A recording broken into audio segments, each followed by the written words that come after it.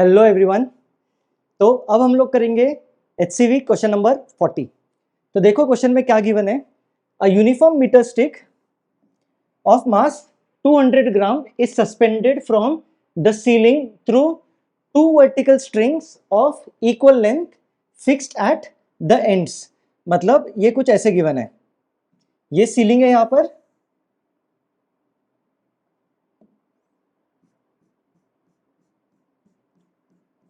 यहां से एक रॉड इज सस्पेंडेड,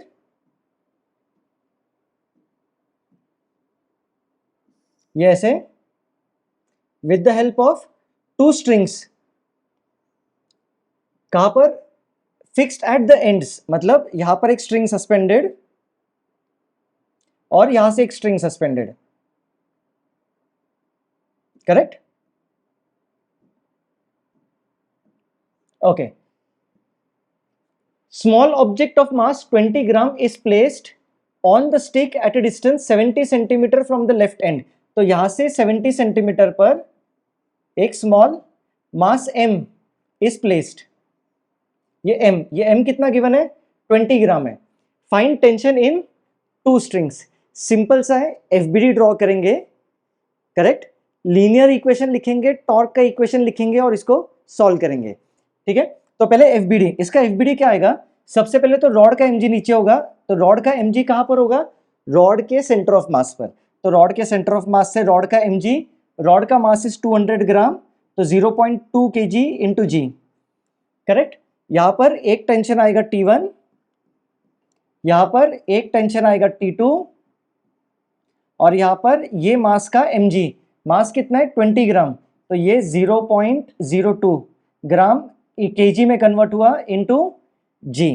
करेक्ट? कितने डिस्टेंस पर है? लेफ्ट एंड से 70 सेंटीमीटर, मतलब 0.7 मीटर पर ये मास है।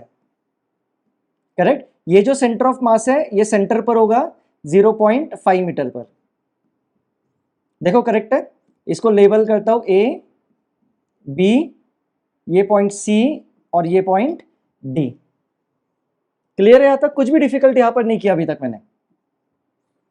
ठीक है, ओके। अभी हम लोग टॉर्क का इक्वेशन लिखते।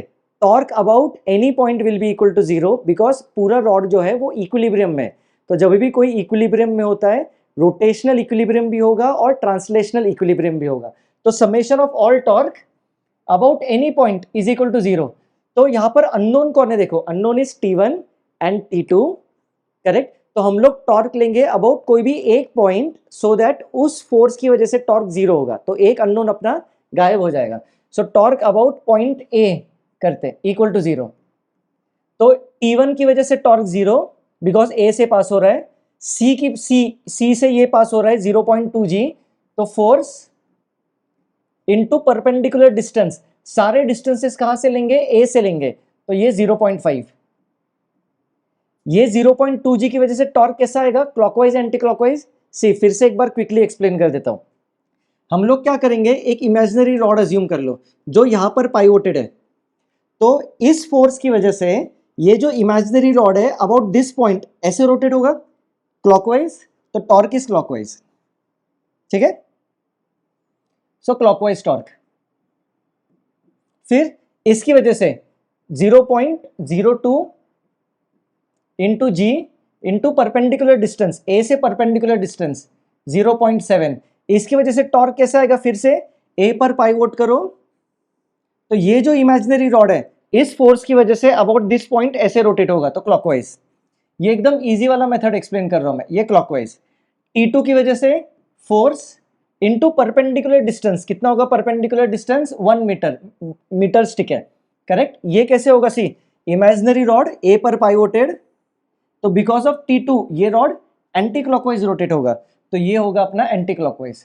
सो this will be equal to 0। Correct है? अभी सिर्फ कैलकुलेशन, तो ये G, ये 5 हो जाएगा, 5 टू 10 होगा। अगेन क्लॉकवाइज को will take positive, anti clockwise को विल टेक नेगेटिव। तुम लोग कुछ भी अज्यूम करो, एंटी क्लॉकवाइज पॉजिटिव लो, क्लॉकवाइज नेगेटिव लो, चलेगा। ठीक है, तो ये होगा, ये 5 इंटू 0.21 प्लस ये कितना होगा? 7, 0.2, 0.14 minus T2 is equal to 0।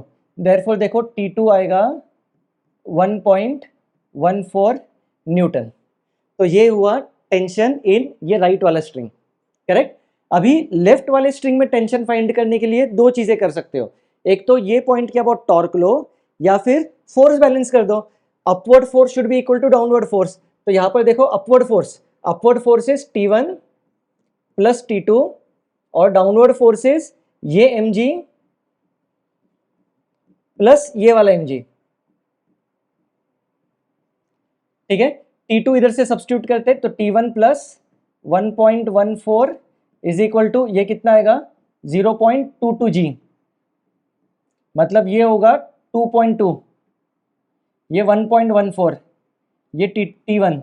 So T1 will be 2.2 minus 1.14 कितना आएगा 1.06 न्यूटन। तो ये हुआ अपना क्वेश्चन नंबर 40। अच्छे से देख लो, कुछ डाउट होगा तो मुझे कमेंट बॉक्स में पूछ लो।